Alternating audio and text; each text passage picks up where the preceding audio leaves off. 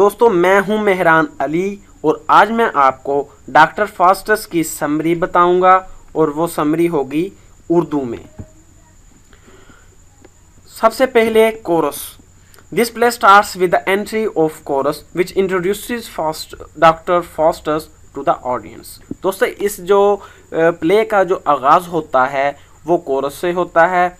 Coarse जो है वो 6-7 या मुख्तलिफ जो तादाद में लोगों का इकट्ठ होता है, एक मखसूस तादाद होती है लोगों की, वो ड्रामा परफॉर्म करने के आगाज़, दरमियान और लास्ट में आते हैं और वो चीज़ें जो ड्रामा में, प्ले में जो है वो स्टेज पर परफॉर्म नहीं की जा सकती, वो आकर कोरस जो है वो वर्ड्स की फॉर्म में ऑडियंस को कन्वे करते हैं।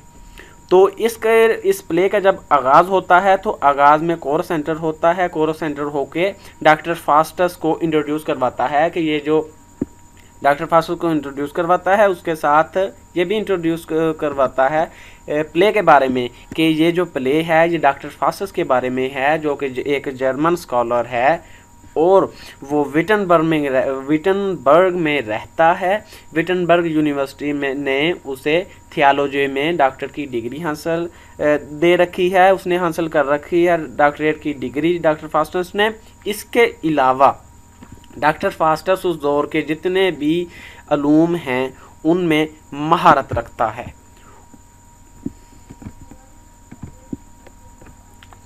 फिर इसके बाद डॉक्टर फास्टस की खुद सोलिलोक्वी जो है वो शुरू हो जाती है, यानी कि इसकी खुद कलामी। Doctor Faustus meditates that what subject fitted his विट।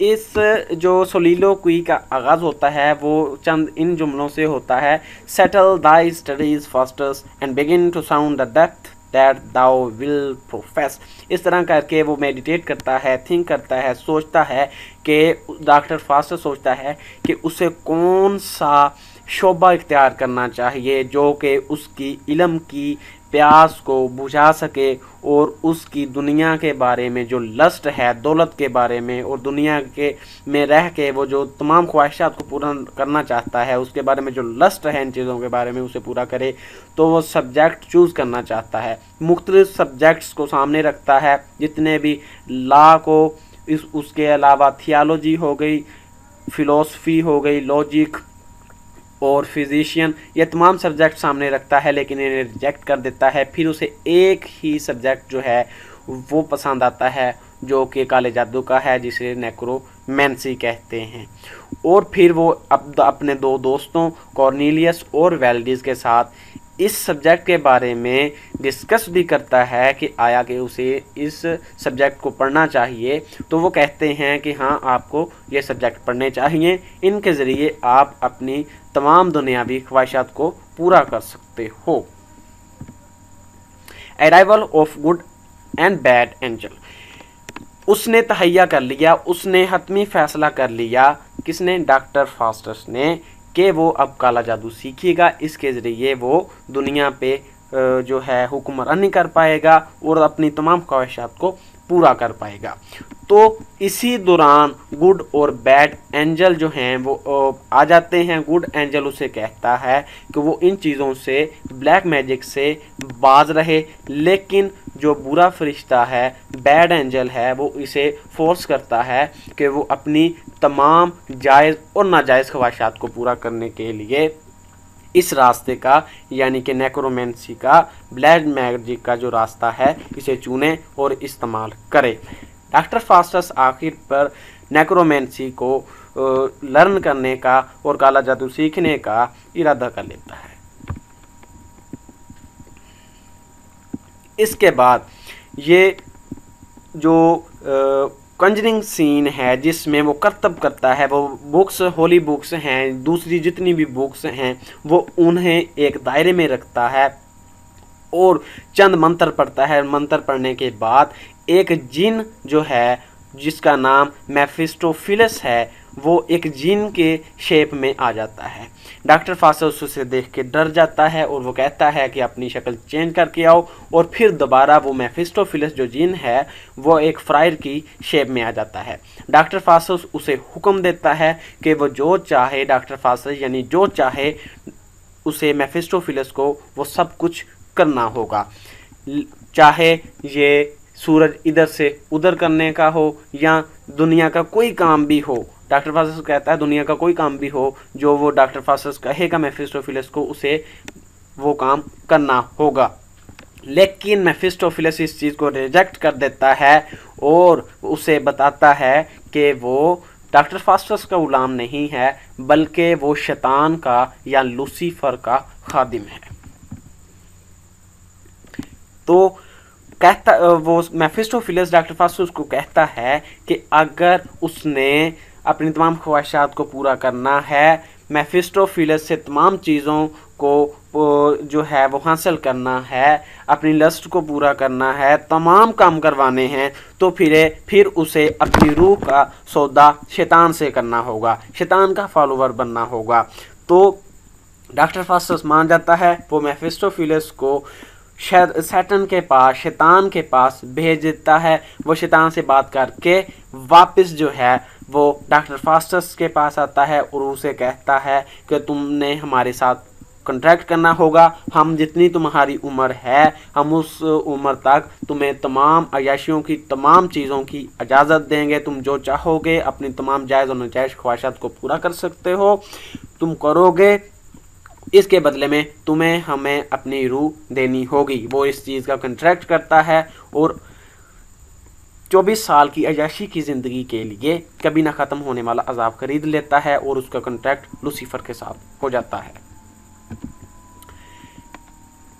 ये करते ही जब इसका कॉन्ट्रैक्ट हो गया, चूँकि इसने जो है दीनियात में डॉक्टरेट की डिग्री हासिल कर रखी थी और ऐसे ऐसे लॉजिक, ऐसे ऐसे दलाइल देता था दीन के बारे में कि लोग दंग रह जाते थे। इतना ज़्यादा इंटरेस्टेड और नॉलेज रखने के बावजूद इसने जब ब्लैक मैजिक का इस्तेमाल करना शुरू किया, रिलीजन से हट के इन चीज़ों की तरफ आया, अब इसके जहन में सब कुछ करने के बाद एक कॉन्फ्लिक्ट पैदा हो गई है। आया कि उसने अच्छा काम किया है, आया कि उसने बुरा काम किया है, क्या उसे करना चाहिए था या नहीं करना चाहिए था। फिर वो क्वेश्चनिंग शुरू कर देता है।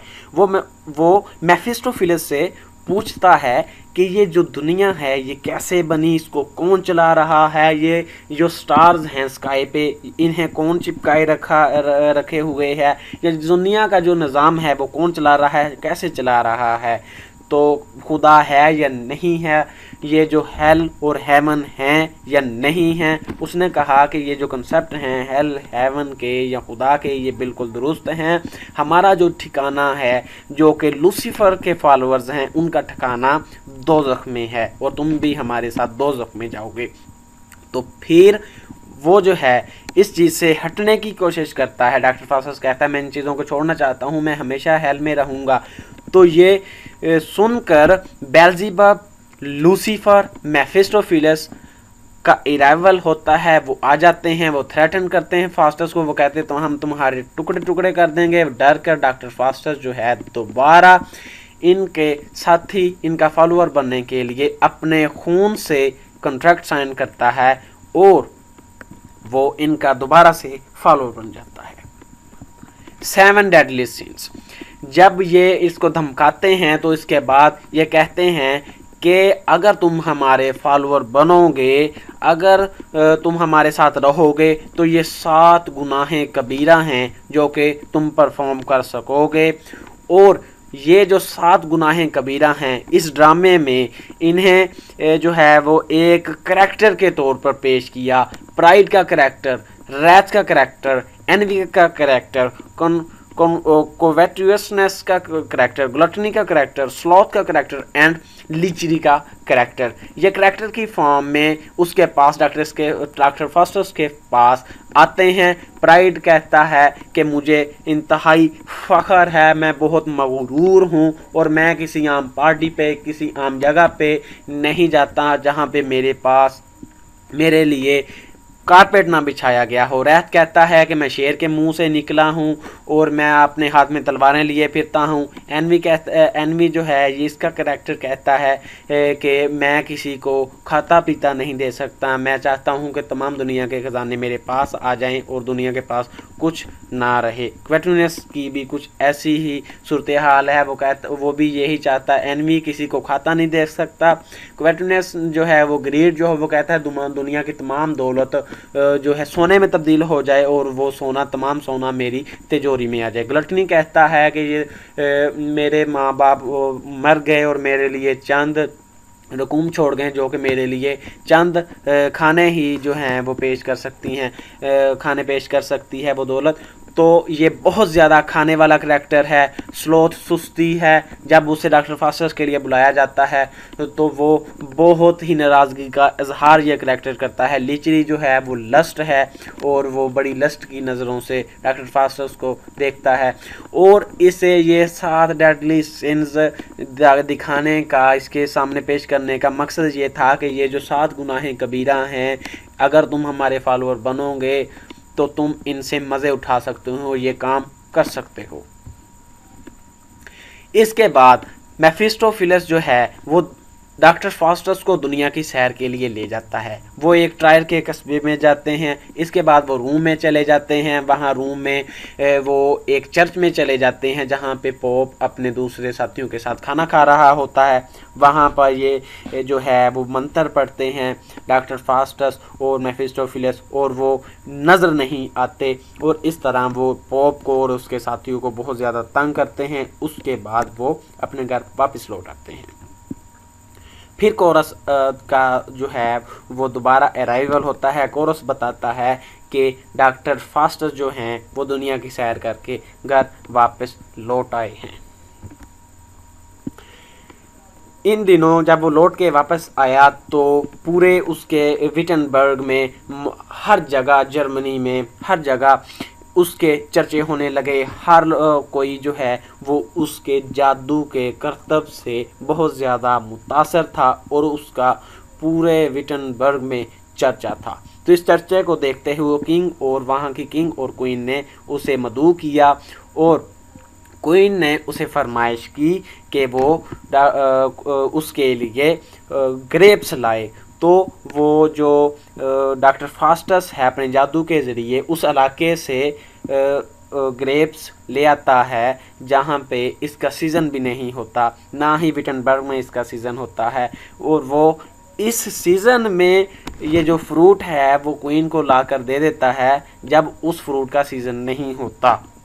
तो वो कहता है कि आधी दुनिया जो है वो उस पे सर्दी है, आधी दुनिया पे गर्मी है। जो सर्दियों वाले फ्रूट हैं वो गर्मियों के जो है वो साइड वाली दुनिया पे लाए जा सकते हैं। और मैंने कहता है इसी तरीके से ये काम किया। वहाँ पे इसका कोई मजाक भी उड़ाता है एक लड़का, तो वो डॉक्टर फास्टस जो है उस लड़के के सर पे जो है वो सिंग खड़े कर देता है और बाद मुआवजत करने के बाद उसके सिंग वापस दिलाता है। वहाँ पे उसे डॉक्टर फास्टस को एक शख्स मिलता है और उसे कहता है कि तुम्हारे पास जो घोड़ा है मैं इसे ख़रीदना चाहता हूँ। डॉक्टर फास्टस उसे अपना घोड़ा चंद रुपयों में दे देता है और उसे ये बात भी बता देता है कि अगर तुमने इस घोड़े को पानी में लेकर गए या इस घोड़े को पानी लगा तो ये घोड़ा जो है ये तुम्हें दिखाई नहीं देगा, ये गायब हो जाएगा। इसी तरह हुआ कि वो घोड़े को पानी लगा और वो घोड़ा गायब हो गया। और अब वो अपनी जो रकूम डॉक्टर फास्टस को दी हैं उस शख्स ने जिसने डॉक्टर फास्टस से घोड़ा खरीदा, वो डॉक्टर फास्टस के पास वापस गया कि वो उसे रकम दिलाएं। और आगे क्या होता है देखते हैं। अराइवल ऑफ हेलन होता ये है। अराइवल ऑफ हेवन से पहले मैं बता देता हूँ, होता ऐसा है कि वो उसे पैसे लेने के लिए जाता है। तो जब वो उसके पास जाता है, वो डॉक्टर फास्टस सोया होता है, वो उसकी टांग खींचता है तो उसकी टांग बाहर निकल आती है और वो भाग जाता है देख के, डर के। हेलन जो है वो उसका अराइवल होता है। डॉक्टर फास्टस जो है वो हेलन को बुलाता है, दुनिया की खूबसूरत तरीन औरत जिसके लिए 10 साल जो है वो ट्रॉय और ग्रीक में जंग जारी रही थी। तो इसके बारे में डॉक्टर फास्ट ये चंद जो हैं वो अल्फाज बोलता है। Was this the face that launched 1,000 ships and burn the topless towers of Ilium. वो कहता है कि यही वो चेहरा था जिसके लिए हज़ारों की तादाद में कश्तियाँ जो हैं वो जल गईं, टावर जल गए, तबाह बर्बाद, इतनी ज़्यादा तबाह बर्बादी 10 साल के लिए हुई। और ये फिर उससे मुतासर होके, उसकी खूबसूरती से मुतासर होके वो ये भी कहता है कि sweet Helen make me eternal with your किस। अच्छा, तो वो जो बात मैंने पहले बताई वो अब दोबारा बता देता हूँ। बॉयर उसके लास्ट डेज शुरू हो गए, डॉक्टर फास्टस की ज़िंदगी के अब लास्ट डेज शुरू हो गए हैं। Buyer comes to take his money but run away. वो भाग जाता है, मनी लेने के लिए आता है। क्यों भाग जाता है? क्योंकि जब वो उसकी टांग, डॉक्टर फास्टस की टांग को खींचता है तो टांग उसके जिस्म से अलग हो जाती है। जब छोड़ता है तो वो टांग दोबारा डॉक्टर फास्टस के जिस्म से लग जाती है। ये देख कर वो दोबारा भाग जाता है, वो डर जाता है। Faustus now lament on his doing. अब फास्टस को पता है कि उसकी मौत आने वाली है, उसका जिस्म कमज़ोर पड़ चुका है, तो उसे बहुत ज़्यादा अफसोस होता है। वो बहुत ज़्यादा लेमेंट करता है इस चीज़ पे। उसे एक बूढ़ा शख्स भी मिलता है जो कहता है कि अब ये काम छोड़ दो। ही प्रेज टू गॉड। और होता क्या है, उसका एंड टाइम आ गया है। वो खुदा से अपील करता है, खुदा से दुआ करता है कि वो उसे 1000 साल जहन्नुम में रखे। 1000 नहीं तो सैकड़ों हज़ार साल जहन्नम में रखे, लेकिन हमेशा के लिए जहन्नम ना रखे। क्योंकि वो जानता है, वो डॉक्टरेट कर रखी है उसने थियोलॉजी में। वो जानता है कि जो गुनाह उसने किया है उसे कभी जहन्नम से निकाला नहीं जाएगा। लेकिन वो फरियाद करता है, वो रोता है, वो बिलखता है और वो खौफज़दा होता है खुदा के गज़ब वाले चेहरे से। जब उसकी मौत का वक्त है तो खुदा गज़ब से उसकी तरफ देख रहे हैं, तो वो डर जाता है और वो कहता है कि प्लीज़ उसका जो खुदा है वो उसे हज़ारों साल रखे जहन्नम में, लेकिन उसे बाहर निकाल ले और हमेशा वहाँ ना रखे, उसे माफ़ कर दे। और वो बहुत पछताता है कि उसने 24 साल की अय्याशी की ज़िंदगी के लिए कभी ना ख़त्म होने वाला अजाब खरीद लिया। Satan and his followers come take his soul and went toward hell. शैतान इसके फॉलोअर्स आते हैं, डॉक्टर फास्टस की रूह को निकालते हैं और वो दोज़ख की तरफ चले जाते हैं।